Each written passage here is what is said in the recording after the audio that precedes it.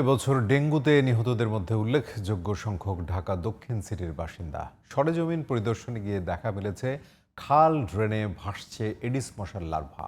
Dengue প্রতিরোধে শিক্ষা প্রতিষ্ঠানগুলোতে সচেতনতা লক্ষ্য করা গেলেও খুব একটা আমলে নিচ্ছেন না আবাসিক এলাকার বাসিন্দারা।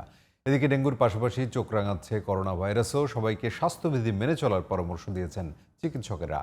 ঢাকা দক্ষিণ সিটির কয়েকটি এলাকা ঘুরে এসে রিপোর্ট করছেন আব্দুল্লাহ খান মুন্না। স্বাস্থ্য অধিদপ্তরের পরিসংখ্যান বলছে ২৯ জুন পর্যন্ত এবছর ডেঙ্গুতে আক্রান্ত হয়েছেন ৯,৮৬৭ জন, আর প্রাণ হারিয়েছেন ৪২ জন। নিহতদের মধ্যে ১৯ জনই ঢাকা দক্ষিণ সিটি কর্পোরেশনের বাসিন্দা।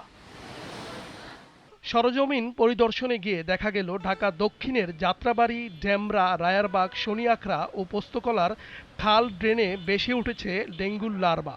মশার যন্ত্রণায় অতিষ্ঠ নগরবাসী। মশা তো আর এই কথার কইলার রাত দিন নাই। এই যে দেখো সব মশার কামড়, এই যে সব মশার কামড়। বৃষ্টি হওয়া লাগে না, মেঘ আসলে এখানে পানি জমে যায় আর কি। মশার উপদ্রব, এটার কারণে মশার উপদ্রব হচ্ছে। আমরা সিটি কর্পোরেশন লোক আসে না, আর এখানে বৃষ্টি হইলেই গলা পানি হয়ে যায়। আমাদের এখানে দায়িত্ব যারা নিছে তাদেরকে আমরা আজ পর্যন্ত একবারও দেখিনি।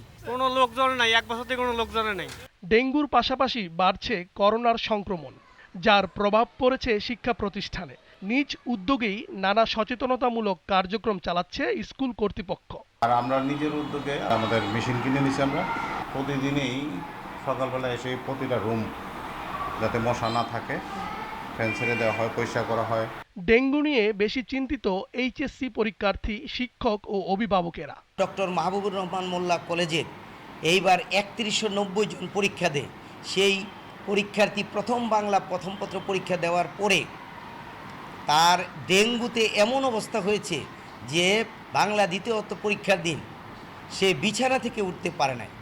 ডেঙ্গু ও করোনা প্রতিরোধে স্বাস্থ্যবিধি মেনে চলা এবং সচেতনতা বৃদ্ধির উপর জোর দিয়েছেন স্বাস্থ্য সংশ্লিষ্টরা। আব্দুল্লাহ খান মুন্না, জিটিভি নিউজ, ঢাকা।